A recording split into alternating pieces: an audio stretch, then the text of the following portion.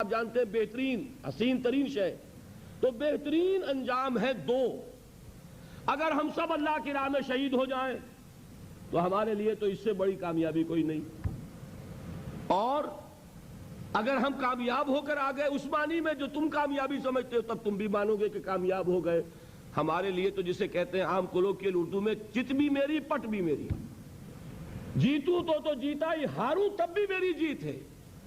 میں اگر شہید ہو جاؤں اللہ کی راہ میں تو اس سے بڑی کامیابی کوئی نہیں.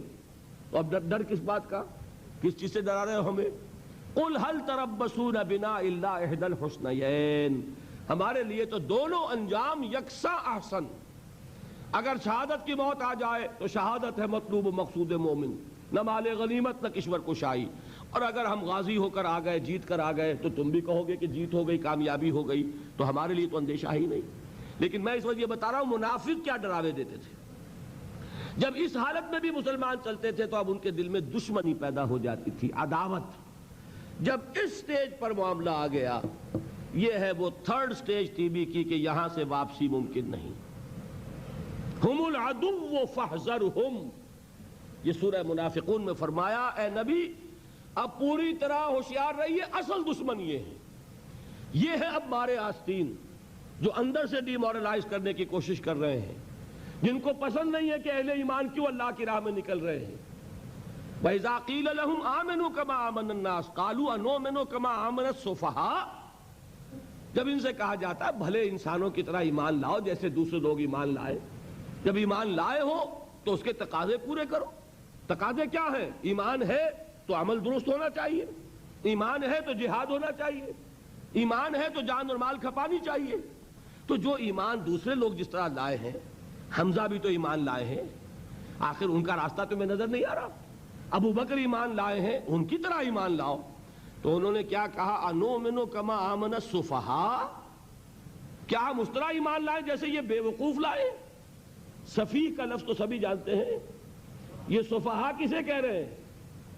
آپ نے پڑھا تو بہت مرتبہ ہوگا ان آیات کو، کبھی سوچا کس کو کہہ رہے ہیں؟ وہ ابو بکر کو کہہ رہے ہیں، وہ حمزہ کو کہہ رہے ہیں، وہ عمر کو کہہ رہے ہیں. ان کی تو مت ماری گئی، غر ہؤلاء دینہم، انہیں تو کوئی ہوش ہی نہیں.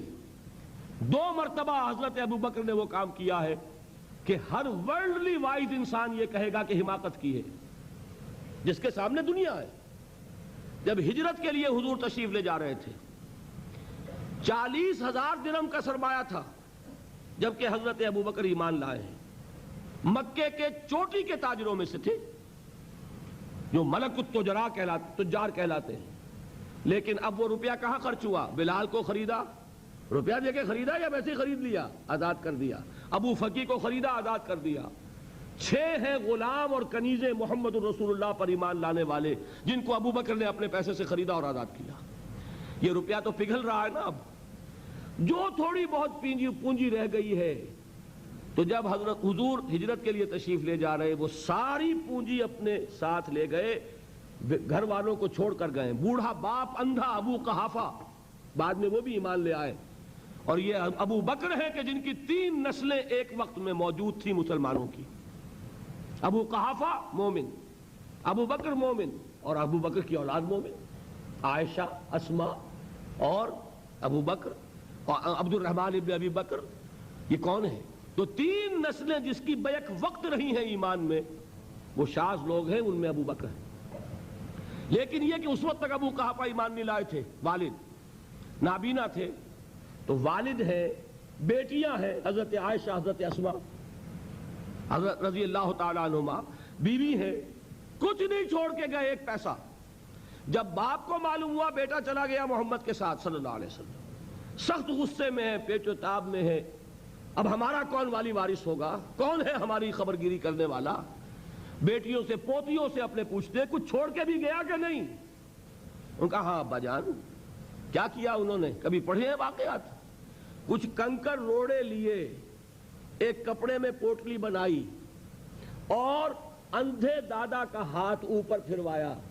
دیکھیے دادا جان یہ چھوڑ گئے ہیں، یہ مال ہے، یہ سونے اور چاندی کے سکے ہیں، ابا جان ہمیں ایسے نہیں چھوڑ کر گئے. واقعہ کیا ہے کہ ایک پیسہ نہیں چھوڑا ابو بکر نے گھر والوں کے لیے. سب کچھ لے گئے کہ کیا پتا محمد کے ساتھ جا رہا ہوں، کس وقت کیا ضرورت پیش آ جائے صلی اللہ علیہ وسلم. تو یہ کوئی عقل مندی کی بات ہے؟ اپنے گریبانوں میں جھانکی، آپ یہ عقل مندی کریں گے؟ کہیں چاہے نہ، یہ بات دوسری ہے، لیکن یہ کہ اس کو کون ہم میں سے عقل مندی کہے گا؟ اسی طریقے سے جب غزوہ تبوک کا وقت آیا ہے، وہ واقعہ تو بہت مشہور ہے۔ حضرت عمر فرماتے ہیں کہ اس زمانے میں میرے پاس اتفاقاً پیسہ بہت تھا، میں نے یہ سوچا دل میں کہ اس مرحلے پر تو میں ابو بکر سے بازی لے جاؤں گا۔ مسابقت ان میں بھی تھی، لیکن نیکی کی مسابقت۔